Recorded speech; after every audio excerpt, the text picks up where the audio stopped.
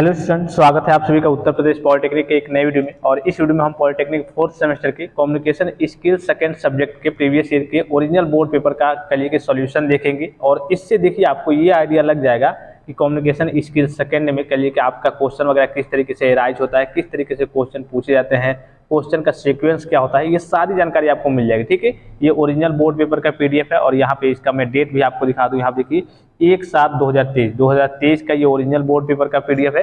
तो वीडियो को ध्यान से देखेंगे, सारी चीज़ों को समझेंगे। काफ़ी इंपॉर्टेंट वीडियो रहने वाले, इसलिए कि इंग्लिश की बात करें तो बहुत सारे बच्चों को इंग्लिश से डर लगता है कि कैसे लिखेंगे, उनको रटना पड़ता है। तो कुछ क्वेश्चन देखिए आउट क्वेश्चन होते हैं, हालांकि सेम क्वेश्चन आपसे नहीं पूछे जाएंगे, लेकिन उस टाइप के क्वेश्चन वगैरह आपसे जरूर पूछे जाएंगे। ठीक है, हो सकता है कि सेम आपका लड़ जाए, देखने को मिल जाए। बहुत सारे रिवीजन वगैरह मैं आपको करा दूंगा, जितने भी आपके 1-1, 2-2 नंबर के हो गए, खास करके वो इंपॉर्टेंट होते हैं और फिक्स मार्क्स होते हैं। मतलब कि मान लीजिए कि एक कलिए के शब्द आपको लिखना है, अगर आपने सही लिखा तो 1 नंबर आपको मिल जाएंगे, अगर गलत लिखा तो वो नंबर नहीं मिलेंगे। मुश्किल से 6 से 7 से 8 पेज, पढ़ने की बात मैं नहीं कर रहा हूँ, 6 से 7 से 8 पेज भरते ही है। टोटल की बात करें, हम लोगों ने जब एग्जाम दिया था तो वही 6 से 7 से 8 पेज वगैरह भरते हैं, इससे ज़्यादा नहीं भरते। इसमें पेज भरने से मतलब भी नहीं होता है, सब एकदम सटीक तरीके से आपको आंसर देना होता है। ठीक है, तो यहाँ पे सबसे पहले मैं इसका आपको सीक्वेंस वगैरह बता दूँ, क्या क्या चीज़ें आपसे एग्जाम में पूछी जाती है।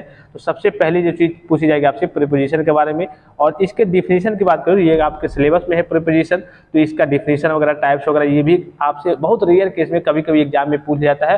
अदरवाइज ज़्यादातर आपसे जो पूछा जाता है ये आपका fill in the blanks type का पूछा जाता है। ठीक है, उसके बाद से आपका फ्रेमिंग क्वेश्चन वगैरह पूछा जाएगा, कंजक्शन पूछा जाएगा। कंजक्शन के भी डिफिनीशन और टाइप्स के बारे में बात करें तो डिफिनीशन टाइप्स नहीं पूछा जाता है, वही fill in the blanks type का पूछा जाता है, जो अभी आपको नीचे देखने को मिल जाएगा। फिर टेंस से आपको पूछे जाते हैं, टेंस में आपको दे देगा कोई टेंस वगैरह, उसमें fill in the blanks type का, और वो कहेगा कि इसमें बताइए वर्ब का कौन सा फॉर्म रहेगा, फर्स्ट फॉर्म रहेगा, सेकंड फॉर्म रहेगा, थर्ड फॉर्म रहेगा, या फिर आईएनजी फॉर्म वाला रहेगा। इस तरीके से क्वेश्चन आपसे पूछे जाएंगे। फिर आपसे पूछे जाएंगे एंटोनिम्स और सिनोनिम्स, जिसे आप विलोम शब्द या फिर पर्यायवाची शब्द कहते हैं। फिर प्रीफिक्स और सफिक्स, यानी कि आपका उपसर्ग या फिर प्रत्यय हो गया, वो पूछे जाते हैं। वन वर्ड सब्स्टिट्यूशन, यानी कि अनेक शब्दों के लिए एक शब्द, जैसे जिसके माता पिता ना हो, अनाथ। ठीक है, इस तरीके से आपसे क्वेश्चन पूछे जाते हैं। और ये सारे क्वेश्चन आपसे कभी कभी अलग से ही पूछे जाते हैं, कभी कभी एक आपको अनसीन पैसे दे दिया जाता है। ठीक है, उसी पैसे से आपका जितने मैंने चीजें बताई कि हाँ prefix, suffix, one word substitution या फिर एंटोनिम्स, सिनोनिम्स, ये कभी कभी उसी पैसे से, उस पैसे से अलग से भी क्वेश्चन एराइज होते हैं। और उसी के नीचे अभी मैं आपको पेपर ये दिखाऊंगा जो ओरिजिनल पेपर है, इसी में आपको सारी चीजें क्लियर हो जाएंगे। फिर जो सबसे इंपॉर्टेंट है 7-7 नंबर से पूछे जाते हैं, ये आपको होते हैं लेटर। ठीक है, 2 लेटर लगभग आपसे पूछे जाएंगे, कभी कभी 3 भी पूछे जा सकना होता है। फिर आपसे कल की एजेंडा पूछा जाएगा, फिर मेमोज पूछा जाएगा, सर्कुलर पूछा जाएगा, ऑफिस ऑर्डर पूछा जाएगा। और देखिए लेटर की बात करें तो लेटर में आपके कई तरीके के होते हैं, जैसे कंप्लेन लेटर हो गया, ठीक है, फिर आपका हो गया बिजनेस लेटर हो गया, ऑफिशियल लेटर हो गया। सारे लेटर के बारे में मैंने आपको विशेष एक वीडियो प्रोवाइड किया है, अगर आपने नहीं देखा है तो इसका डायरेक्ट लिंक मैं आपको वीडियो के डिस्क्रिप्शन बॉक्स दे रहा हूँ, डायरेक्टली क्लिक करके आप जा करके देख सकते हैं। पूरा कंसेप्ट आपको क्लियर हो जाएगा, लेटर क्या होता है, कितने टाइप्स होते हैं, कैसे लिखना होता है, आपको रटने की बिल्कुल भी जरूरत नहीं पड़ेगी। ठीक है, काफी इंपॉर्टेंट वीडियो है, लिंक मैं आपको वीडियो के डिस्क्रिप्शन बॉक्स में दे रहा हूँ। ठीक है, तो ऑफिशियल लेटर हो गया, बिजनेस लेटर हो गया, कंप्लेन लेटर हो गया, लगभग मान के चल सकते हैं कि 14 नंबर का आपका लेटर रहेगा, और 21 नंबर का रहेगा, जिसमें से आपको 2 करना रहेगा, 3 में से अलग अलग सेक्शन में आता है, अभी पेपर में आपको नीचे दिख जाएगा। ठीक है, फिर आपका रिपोर्ट राइटिंग हो गया, एजेंडा हो गया, मिनट्स ऑफ मीटिंग हो गया, ये सारी चीजें हो गई। सारी चीजों के बारे में डिस्कस करने वाले हैं। तो सबसे पहले देखिए यहाँ पे जो पहला क्वेश्चन आपसे पूछा जाएगा, ये सीक्वेंस रहने वाला है आपका, जो पेपर का दिख रहा होगा, ओरिजिनल बोर्ड पेपर का पीडीएफ है। शुरू के जो क्वेश्चंस वगैरह होते हैं वो सटीक मार्क्स आपको दे करके जाते हैं। आपने अगर एक शब्द लिखा, सही लिखा तो नंबर मिलेगा, गलत लिखा तो आपको नंबर नहीं मिलेगा। और जो बैक लगती है बच्चों की, इन्हीं क्वेश्चन जो पहले वाले क्वेश्चंस रहते हैं, अगर ये सही आपके नहीं हुए तो 15-20 नंबर तो आपका इधर ही कट गया, बचा उधर 30 नंबर। और 30 नंबर में पता चले कि आप लेटर लिखते हैं उसको भी गलत लिखते हैं तो 1-2 नंबर मिलता है, एजेंडा लिखते हैं, मेमोज लिखते हैं, सर्कुलर लिखते हैं, अनसीन पैसेज आपको आता नहीं है, इंग्लिश आपको आती नहीं है, तो उधर आप फंस जाएंगे। 1-1 नंबर इधर आप कंफर्म करते चलेंगे। ठीक है, ये तो आपको बताने की जरूरत नहीं है टाइमिंग वगैरह कि हाँ आपका 50 नंबर का होता है, 17 नंबर लाने रहते हैं, 2.5 घंटे का पेपर होता है। 2.5 घंटे मुश्किल से अगर आपको आता है, थोड़ी बहुत इंग्लिश आती है, ये सारी चीजें आती है, तो 1 घंटे का ये पेपर होता है। मुश्किल से ज्यादा मैं बता रहा हूँ, 1 घंटे से कम ही का होता है, और 2.5 घंटे इसमें मिलते हैं। तो आप जब भी आप अनसीन पैसेज हो गया या फिर जो भी चीज हो गई, कई बार रिपीट करेंगे, कई बार उसको पढ़ेंगे, थोड़ा पढ़ेंगे कई बार, तो उससे आइडिया थोड़ा सा लग जाएगा। ठीक है, अब चलिए देखिए क्वेश्चन को स्टार्ट करते हैं। सबसे पहला जो क्वेश्चन आपसे पूछा जाएगा प्रपोजिशन के बारे में, fill in the blanks type का रहेगा। 1-1 नंबर के रहेंगे, 4 क्वेश्चन रहेंगे, सटीक तरीके से करना है। अगर आप गलत करेंगे तो नंबर कट जाएंगे। मान लीजिए चारों आपने गलत कर दिया तो इसमें से 4 नंबर आप कैसे ही गए, ये भी गलत कर कर दिया तो ऐसे ही गए आपके, अगर सही किया तो आपके चारों सटीक नंबर मिलेंगे, 8 नंबर यहीं से हो जाएंगे आपके। तो यहाँ देखिए सबसे पहला क्या है, fill in the blanks with suitable preposition. Preposition आपको यहाँ पे भरना है। प्रीपोजिशन की बात करो तो क्या होता है, जैसे आपका बाई हो गया, ठीक है, फिर आपका फॉर हो गया, ऑफ हो गया, फ्रॉम हो गया, टू हो गया, ठीक है, अलोंग हो गया, एट हो गया, अक्रॉस हो गया, बिफोर हो गया, आफ्टर हो गया, बिहाइंड हो गया, फिर आपका एज हो गया, अवे हो गया, अराउंड हो गया, ये सारे आपके प्रीपोजिशन होते हैं। तो यहाँ पे कह रहा है कि सूटेबल प्रीपोजिशन को आपको फिलअप करना है, क्या यहाँ पे प्रीपोजिशन रहेगा, ठीक है। तो पहला क्वेश्चन क्या है, देखिए समझते चलेंगे थोड़ा सा ध्यान से, हो सकता है कि यही क्वेश्चन आपका लड़ जाए, या फिर हो सकता है कि इसी टाइप का, ये नहीं तो इसी टाइप का क्वेश्चन वगैरह होता है। जाहिर सी बात है कि हर बार टाइप तो लगभग कुछ ना कुछ 2-3 क्वेश्चन के सेम ही रहते हैं। तो सबसे पहला क्वेश्चन देखिए, इसका ए पार्ट जो है कि आई एम टायर्ड, यहाँ पे दिख रहा होगा आपको कि आई एम टायर्ड मतलब कि मैं थका हुआ हूँ। आई एम टायर्ड मतलब मैं थका हुआ हूँ। दीज प्रोग्राम्स यानी कि इन कार्यक्रमों से, मैं थका हुआ हूँ इन कार्यक्रमों से। तो इसका पूरा क्या हो जाएगा, I am tired of these programs. अब देखिए बहुत सारे मैक्सिमम नंबर ऑफ स्टूडेंट्स होंगे, पहले आप जब भी मैं क्वेश्चन को बता रहा हूँ आप अपने मन से थोड़ा सा रिवीजन करेंगे कि हाँ आपको सही से आ रहा है या फिर नहीं आ रहा है। I am tired of these programs, मैं इन कार्यक्रमों से थका हुआ हूँ। क्या होगा, मैं इन कार्यक्रमों से थका हुआ हूँ। I am tired of these programs. और मैक्सिमम नंबर ऑफ स्टूडेंट्स ऐसे होंगे जो यहाँ पे क्या करेंगे, फ्रॉम लगाएंगे। I am tired from these programs, मैं इस प्रोग्राम से थका हुआ हूँ। तो ये आपका गलत हो जाएगा। एक और देखिए इस तरीके से क्वेश्चन आता है, ही डाइड, थोड़ा सा ध्यान देंगे, he died, DID, he died dot dot dot या फिर डैश डैश डैश, यहाँ पे मान लीजिए कि मलेरिया हो गया, ठीक है, मलेरिया, ठीक है। अब यहाँ पे क्या लगाएंगे, तो बहुत सारे मैक्सिमम नंबर ऑफ स्टूडेंट्स होंगे, मतलब कि वह मर गया या फिर वो उसकी मृत्यु हो गई। अब यहाँ पे स्टूडेंट्स क्या करेंगे, ही डाइड फ्रॉम मलेरिया या फिर ही डाइड फ्रॉम, मान लीजिए कि कोविड से हो गया या फिर कह लीजिए कि आपका कॉलरा से हो गया। तो ही डाइड, जब भी कोई यहाँ पे इस तरीके से आपको दिखे ही डाइड, उसकी मृत्यु हो गई या फिर वह मर गया, और कोई आपका यहाँ पे कहिए कि घातक बीमारी का नाम यहाँ पे ले कि हाँ बुखार से मर गया, मलेरिया से मर गया, पोलियो से मर गया, इस तरीके से, तो आपको कभी भी जब भी यहाँ पे आपको इस तरीके से दिखे तो यहाँ पे आपको ऑफ मेंशन करना है, फ्रॉम और टू बिल्कुल भी नहीं मेंशन करना है, ठीक है। He died of cholera, he died यानी उसकी मृत्यु हो गई कॉलरा से, मलेरिया से, जिस भी चीज से जहाँ भी आपको घातक डिजीज का नाम दिखे, बीमारी का नाम दिखे, वहां पे यहाँ पे आपका ऑफ मेंशन होगा। और ये क्वेश्चन कई बार आपसे रिपीट किया जाता है एग्जाम में, ठीक है, ध्यान रखेंगे इस चीज का। फिर दूसरा देखिए, दूसरा क्या हो जाएगा, the ladies wear surprise dash dash dash the seller rudeness, यानी रूडनेस का मतलब क्या होता है, अशिष्टता। अशिष्टता का मतलब असभ्यता या फिर एक तरीके से मूर्खता कह सकते हैं।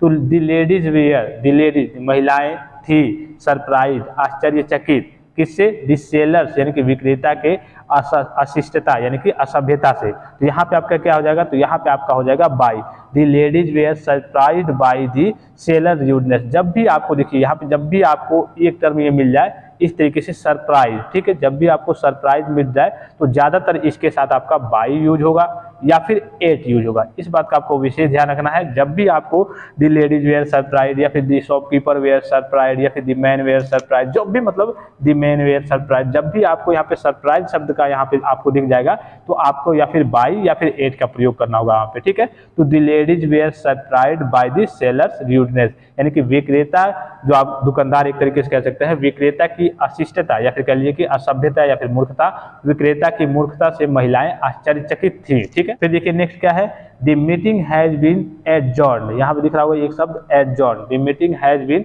एडजॉर्न। अब एडजॉर्न का मतलब क्या होता है, सबसे पहले इसका मतलब आपको आना चाहिए। तो इसका मतलब होगा, एडजॉर्न का मतलब होता है कि पोस्टपोन हो गया, एक तरीके से स्थगित हो गया। क्या हो गया, स्थगित हो गया। तो यहाँ पे यही कहा जा रहा है कि दी मीटिंग यानी कि जो मीटिंग है एक तरीके से बैठक है, हैज बीन एडजॉर्न्ड, स्थगित हो गया, फॉर ए वीक, यहाँ पे आपका हो जाएगा फॉर ए वीक, यानी कि एक हफ्ते के लिए जो बैठक है वो एक सप्ताह के लिए स्थगित कर दी गई है। क्या कर दी गई है, जो बैठक है वो एक सप्ताह के लिए स्थगित कर दी गई है, यानी कि आगे की ओर कर दी गई है, पोस्टपोन कर दी गई है।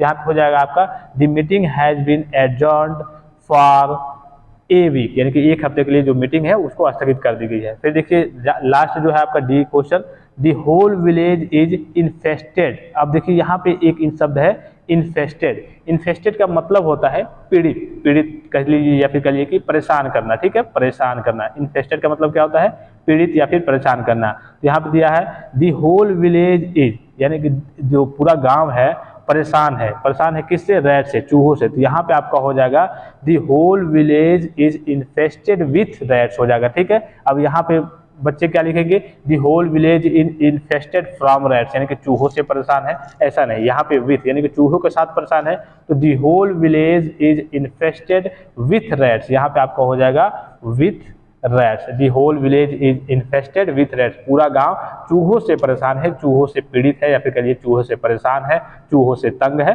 फिर आपका दूसरे नंबर पे आएगा आपका frame appropriate question for the underline parts. ये काफी इंपॉर्टेंट है और होता बहुत ही ईजी है, ठीक है, बहुत ही ईजी होता है और इसमें आपको कुछ करने की जरूरत नहीं होती। जैसे पहला ही क्वेश्चन देख लीजिए, फ्रेमिंग की बात करें तो फ्रेमिंग में क्या होता है आपका, जो भी आपसे मान लीजिए कि ये सेंटेंस वगैरह वाक्य वगैरह दिए हैं, इसको आपको एक तरीके से कह सकते हैं इंट्रोगेटिव फॉर्म में करना होता है। जैसे वाट लगा करके, ठीक है, वाट हो गया, या फिर आपका होम हो गया, ठीक है, हाउ हो गया, वेयर हो गया, वेन हो गया आपका, इन सारी चीज़ों को लगा करके आपको इंट्रोगेटिव में, एक तो होता है कि हेल्पिंग वर्ब को पहले कर देते हैं, जैसे ही इज गोइंग मान लीजिए है ही इज गोइंग, ठीक है, तो इज ही गोइंग जो आपका ये वर्ब होता है हेल्पिंग वर्ब कह सकते हैं, ये आपका फ्रंट पे आता है तो फिर मतलब क्या से शुरू हो जाता है, वो भी ये भी आपका इंट्रोगेटिव फॉर्म में हुआ। लेकिन इस टाइप का आपसे एग्जाम में नहीं पूछा जाता है, नॉर्मली यही पूछा जाएगा जिसमें आपको वाट, वेन, वेयर, होम या फिर हुज, इस तरीके के कहिए कि जो शब्द होते हैं उसका यूज करके आपको बनाना पड़ता है। ये जो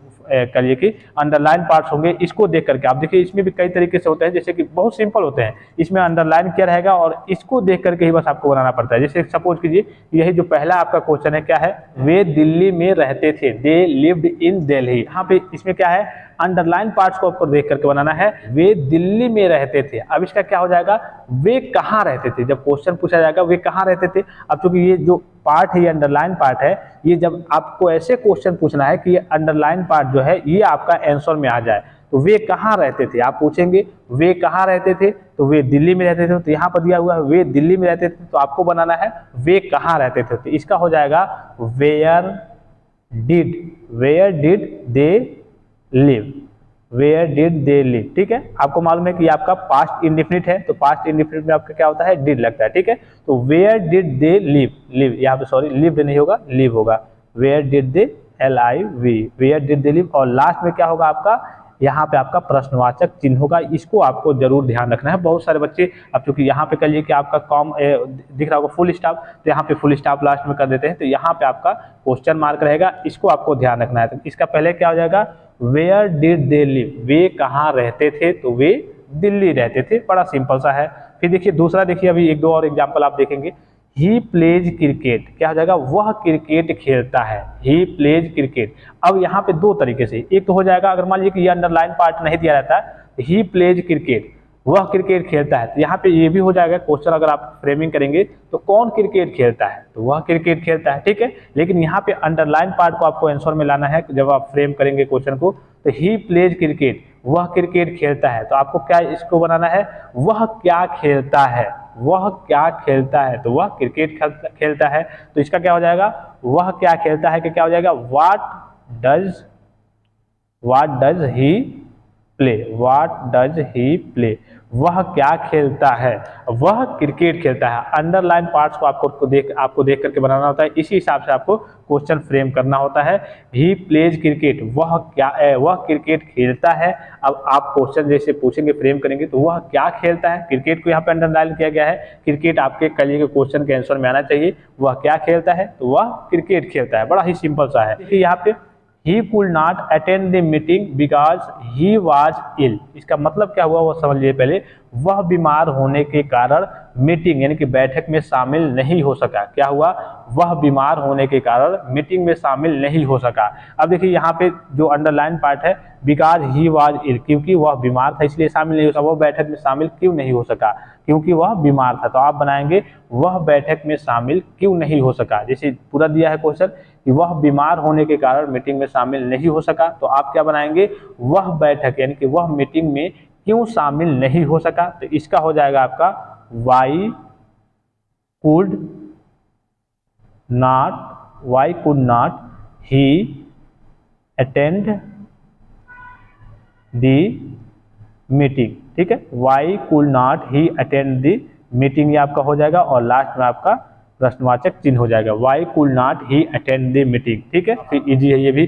फिर देखिए I shall go to school at 10 o'clock, काफी सिंपल है, मैं 10 बजे स्कूल जाऊंगा। अब देखिए यहाँ पे एक है आपका जो ये है, अगर आपका कहीं भी यू आपको देखने को मिले, ठीक है, यू, तो इसको आपको आई या फिर वी में कन्वर्ट करना पड़ता है, ठीक है। जब भी आपको यू, अब यहाँ पे आपको दिख रहा होगा आई दिख रहा होगा, ठीक है, तो आई को आपको यू में कन्वर्ट करना है, ठीक है। अब देखिए यहाँ पे समझिएगा थोड़ा सा, I shall go to school at 10 o'clock, यानी कि मैं 10 बजे स्कूल जाऊंगा। अब इसका बनाएंगे तो क्या होगा कि मैं कब स्कूल जाऊंगा, अंडरलाइन पार्ट क्या है 10 बजे, ठीक है। तो अब यहाँ पे फ्रेमिंग क्वेश्चन क्या बनेगा कि मैं कब स्कूल जाऊंगा, तो अंडरलाइन पार्ट आपका आंसर में आ जाएगा कि हाँ मैं 10 बजे स्कूल जाऊंगा। तो मैं कब स्कूल जाऊंगा, तो मैं कब स्कूल जाऊंगा क्या होगा, व्हेन विल। अब देखिए मैं कब स्कूल जाऊंगा, तो यहाँ पे समझ लीजिएगा आई शैल गो टू स्कूल, मतलब कि मैं 10 बजे स्कूल जाऊंगा। तो इसका जब बनाएंगे कि मैं कब स्कूल जाऊंगा, तो तुम करके बनाएंगे, आई का यहाँ पे यू हो जाता है, ठीक है। तो when will you go to school, मतलब कि तुम कब स्कूल जाओगे, तुम कब विद्यालय जाओगे या फिर स्कूल जाओगे। तो यहाँ पे आई का बस आपको ध्यान रखना है, यू हो जाएगा, मैं 10 बजे स्कूल जाऊंगा, तो इसका बाद तुम कब स्कूल जाओगे, तो when will you go to school, when will you go to, when will you go to school, ठीक है, इसका हो जाएगा when will you go to school, और यहाँ भी लास्ट में आपका प्रश्नवाचक का चिन्ह हो जाएगा, ठीक है। फिर देखते हैं नीचे, अब थोड़ा सा वीडियो लंबा हो जा रहा है, काफी लंबा हो जा रहा है, नेक्स्ट पार्ट्स में तो इसका एक और मैं पार्ट आपको प्रोवाइड कर दूंगा, ठीक है। इसके बाद से ये जितने नीचे के इंपॉर्टेंट क्वेश्चंस आपके कंजक्शन वाले दिख रहे हैं और ये वर्ब वाले दिख रहे हैं, इसका मैंने नेक्स्ट वीडियो में, और जितने नीचे के अनसीन पैसेज वगैरह दिख रहे हैं नेक्स्ट वीडियो में इसको कवर करेंगे, ठीक है। नेक्स्ट वीडियो का जो लिंक है मैं इसी वीडियो को डिस्क्रिप्शन बॉक्स में दे दूंगा, अगर आप लेट से वीडियो को देख रहे होंगे तो आप जाकर के डायरेक्टली क्लिक करके देख सकते हैं। वीडियो को एक लाइक जरूर कर देंगे और चैनल को सब्सक्राइब जरूर कर लेंगे। धन्यवाद, थैंक्स फॉर वॉचिंग, मिलते हैं नेक्स्ट वीडियो में।